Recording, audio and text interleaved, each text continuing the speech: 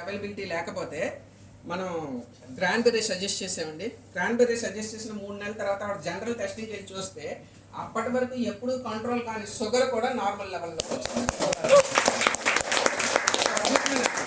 So అక్కడ ఎందుకు చెప్తున్నాము అని అంటే క్రాన్బెర్రీ అండ్ విటమిన్ డి అనేది షుగర్ పేషెంట్స్కి చాలా చాలా ఇంపార్టెంట్. ఒకటి గుర్తుపెట్టుకోండి, ఇక్కడ ఈ విషయం చెప్తున్నాను, డయాబెటిక్ ఉండే ప్రతి పేషెంట్కి కూడా మీరు మస్ట్ అండ్ షుడ్గా ఇవ్వాల్సిన ప్రోడక్ట్ ఏదైనా ఉంది అని అంటే గ్లూకో హెల్త్ అని ప్రతి ఒక్కరు చెప్తారు, నీమ్ అని చెప్తాడు. ఈ వీటితో పాటు ఖచ్చితంగా మీరు ఇవ్వాల్సింది ఏంటంటే vitamin B12 and vitamin D అండి. వాడుకోవచ్చండి హ్యాపీగా. ఇవి ఫుడ్ టైప్ అండి, భయపడాల్సిన అవసరం లేదు. ఓకేనా, అడగచ్చు, ప్రాబ్లం ఓకేనా అండి. So vitamin B12, vitamin D అండి. ఈ సందర్భంగా ఇంకొకరికి అందరికీ కూడా నేను చెప్పదలుచుకునేది ఏంటి అంటే ఆయుర్వేదం కూడా వాడవచ్చండి, ఏదైనా వాడుకోవచ్చండి హ్యాపీగా. మీరు ఆయుర్వేదం వాడుతున్నప్పుడు భోజనం చేస్తున్నారా, ఫ్రూట్స్ తింటున్నారా?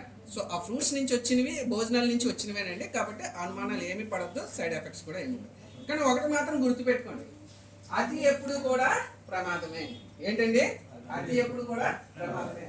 అంటే ఇప్పుడు సార్ శతావరి ఫ్లాక్స్ చెప్పారు అని చెప్పి రోజుకి డోసు 2 ఇవ్వాల్సిన దగ్గర 3 ఇవ్వాల్సిన దగ్గర నేను రోజుకి 2 వేసుకుంటాను అంటే అది ఏ ప్రమాదం దారితీసినా చెప్పలేను.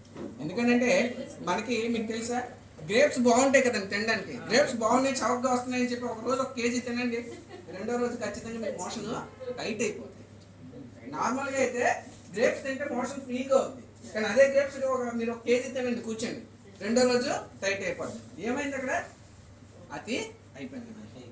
ఓకేనా. సో అందరికీ సెషన్ ఉపయోగపడింది అంటారా? ఓకేనా.